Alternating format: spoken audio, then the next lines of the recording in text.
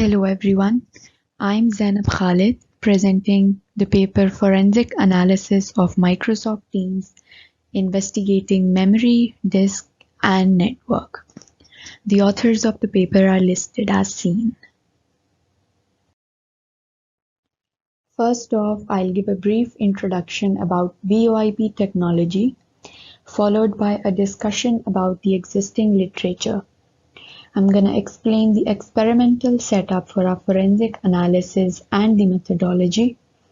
Then I'm going to discuss the results of memory, disk space, and network forensics, followed by the conclusion. To start off, voice over internet protocol technology is essentially used to make audio and video calls using the internet. And the video conferencing applications use this very technology for communication. Recently, as we all know, it has been a challenging time because of the pandemic, but the VoIP applications have seen a massive hike in their user base. As you can see in the graph, just around March 2020, there is a clear jump in the user base. And the most popular of these applications include Zoom, Microsoft Teams, and Cisco WebEx. However, on the flip side, this kind of attention also raises some security concerns for the VoIP users' data. And this is because malicious actors misuse VoIP applications to conduct cyber harassment and share improper content during meetings and webinars. And an example of such violation is Zoom bombing, in which the threat actors basically exploit a vulnerability in the screen sharing feature of the Zoom application. So when such incidents occur, we want to be able to attribute malicious actions down to a particular device and also potentially an individual. This is where forensic analysis comes in. The artifacts extracted can also be used as digital evidence in the court of law.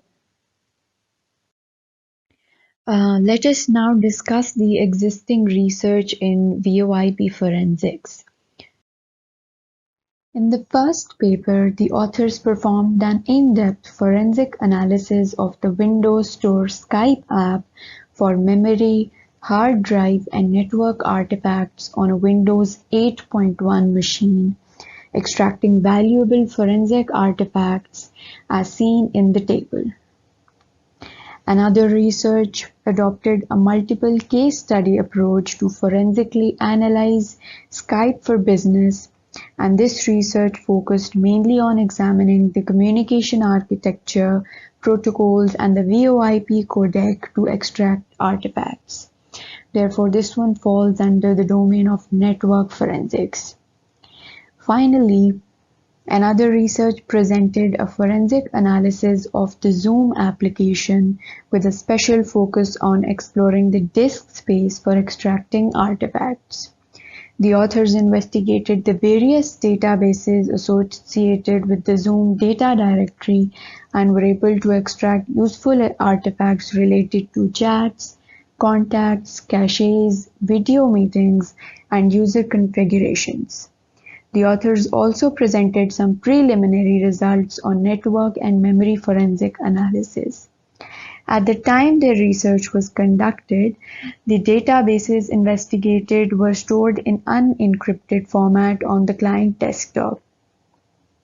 We have, however, observed that these databases are now encrypted, which introduces an additional layer of complexity for forensic investigators, as a passphrase or key is now required to decrypt the databases.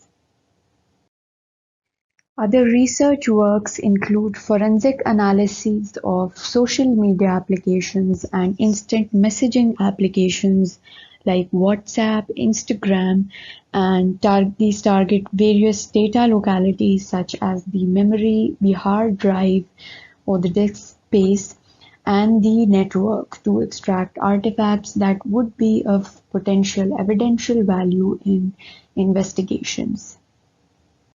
The next section discusses the experimental setup and methodology. For our experiments, we set up a controlled test environment. A Windows 10 virtual machine was used with the following specifications: 3 GB of memory and 60 GB of disk space was allotted to the virtual machine. Microsoft Teams was downloaded on the virtual machine, and then user actions were performed to emulate a typical user. These actions are based on the key features offered by Microsoft Teams and include setting up the user profile and password, exchanging chat messages, and making one-to-one, group, and scheduled meetings. In a client's machine, there are different sources of data or artifacts. In our analysis, we are going to explore 3 of these data localities, which includes the RAM or memory. This is an interesting one because memory is volatile. The data in the memory will be lost each time the computer, or in our case, the virtual machine, is shut down. But what makes it interesting is the fact that when data is processed in the memory to perform machine's functions, it is done in unencrypted form. So essentially, data or artifacts that may be encrypted form on, let's say, the hard drive, it is very likely that it will be processed in the memory in unencrypted form. Next up is the disk space or the hard drive, which is the actual storage of the computer, the operating system, installed applications, and whatever data you have saved on your computer resides on the hard drive. The network is also a potential source of artifacts. From the network, we can establish connections like the services and servers communicating with the host. We can check whether the data being transferred is done in a secure way and things like that. So when the experimentation is done and the test data is created, we take forensic images of the memory and the disk space using FTK Imager. These images are taken intermittently after every major event like logins, meetings, chat messages, and so. The network traffic is captured using Wireshark Network Protocol Analyzer in PCAP format. After the forensic images are taken, the next step in the process is the actual analysis or the investigation. For memory forensics, we used either forensic tools to extract basic information such as the running processes in the memory, email addresses, and profile pictures. On the other hand, manual analysis using string searching was used to extract detailed information such as the exchanged messages, text and media files, and meeting information. Disk space, on the other hand, was investigated for Windows registry keys and subkeys related to the video conferencing application. And the network captures are analyzed using both Wireshark and Network Miner to determine and establish client to server connections, and also extract the IP addresses and timestamps regarding the communications. For memory analysis, we are targeting 5 different profiles of data or forensic artifacts that we'll search for from the memory dumps that we took, and basically they include the communication content, contacts of the user, communication history, passwords, and the encryption keys. For memory, we're going to discuss both the automated analysis and manual analysis, but starting off with automated analysis, the running processes for Microsoft Teams were extracted using the PS3 plugin provided by Volatility, and as turns out the only process related to Teams is Teams.exe. Following the process IDs extracted using the PS3 plugin, we can further our analysis for the Teams processes using Yara Scan plugin, also provided by Volatility. As we can see here, we've searched for the PID 3744, which gives us some relevant information and timestamps related to a message that was sent and the display name of the account that was used to send these messages. To extract the profile pictures of the user account, we used PhotoRec, which is the JPEG carver, and we were able to extract the user account profile picture, and along with that, the profile pictures of the accounts the user was interacting with. To perform manual analysis, we performed some string searches using relevant phrases and keywords. This can be as simple as Microsoft Teams to start off with, and we can observe patterns or trends in the memory, and based on those trends we can further our research using more phrases and keywords. And the ultimate point of doing this is to determine a constant string tag particular to an individual artifact.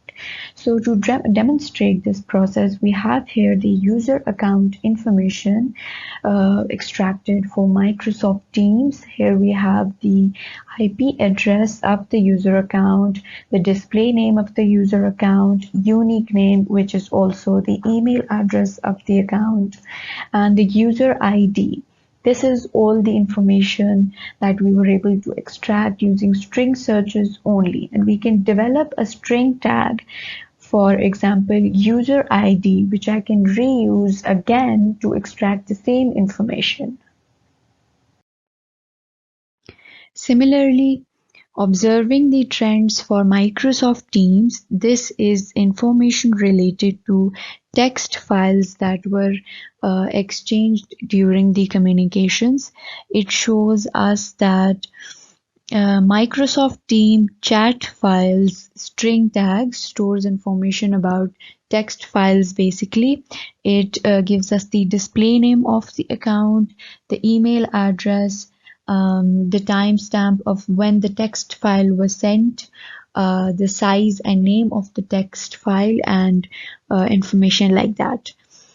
Here we can see that the server on which this file is stored, the SharePoint server, its address is also given over here. And this is basically information related to an exchanged text file.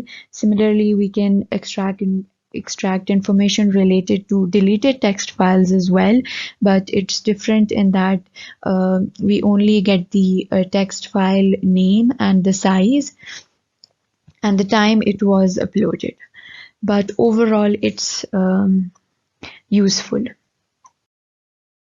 Similarly, another string tag that we observed was Skype X spaces and the user ID along with it. This string tag basically stores the chat messages and important information related to the chat messages.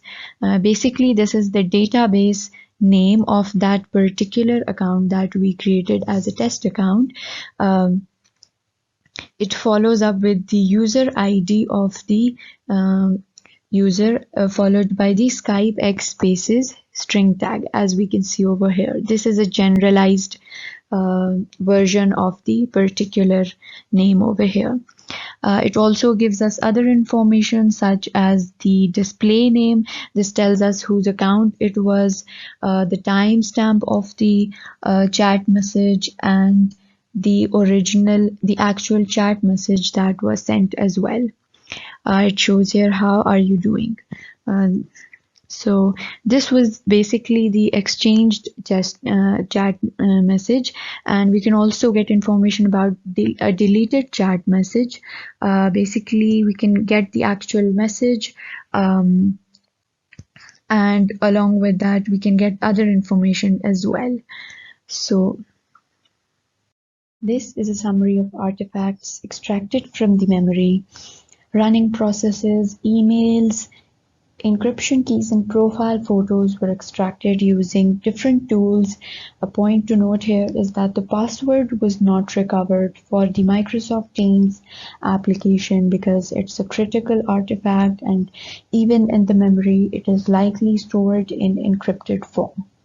The highlighted artifacts were extracted using manual searching, and the string tags established for all these manual artifacts are listed over here. Let us now discuss some interesting artifacts extracted from the disk space.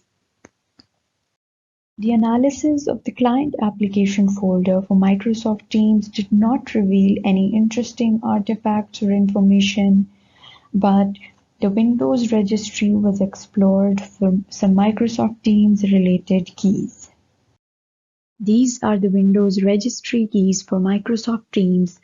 The second key in particular stores the user account information, including email addresses, private meeting settings, etc. The rest of the keys may tell you about the existence of Microsoft Teams in a client desktop or the URL associations of the application. Finally, the network artifacts are discussed. The NetScan output for Microsoft Teams extracted from the memory dumps using volatility shows connections established with Microsoft servers over the UDP and TLS protocols during the transfer of meeting media. The NetScan output can be corroborated with the PSList output. The IP addresses, in particular the foreign addresses, were further investigated as discussed in the next slides. The Microsoft Teams network traffic was analyzed using both Wireshark and Network Miner. From our observations, all the network traffic is encrypted because no credentials, files, or images were found in plain text. Microsoft Teams uses the elliptic curve Diffie-Hellman protocol to exchange encryption keys. Moreover, sessions between client and Microsoft servers are encrypted using transport layer security. When Microsoft Teams is logged in, the application is first authenticated to the Teams cloud. A point to note here as well is that Microsoft Teams uses a lot of Skype servers as well. Configuration data for the application is fetched from the following server addresses. This table lists all the server connections made by Microsoft Teams, and they're populated under the subject companies that offer the services. As we can see, Microsoft Teams uses Microsoft's own services to perform the application's operations, except for Akamai Technologies, which provides content distribution services to Microsoft Teams. The given server addresses and IP addresses can be used to flag Microsoft Teams network traffic. To conclude our research work, we presented a forensic analysis of Microsoft Teams with respect to different data localities.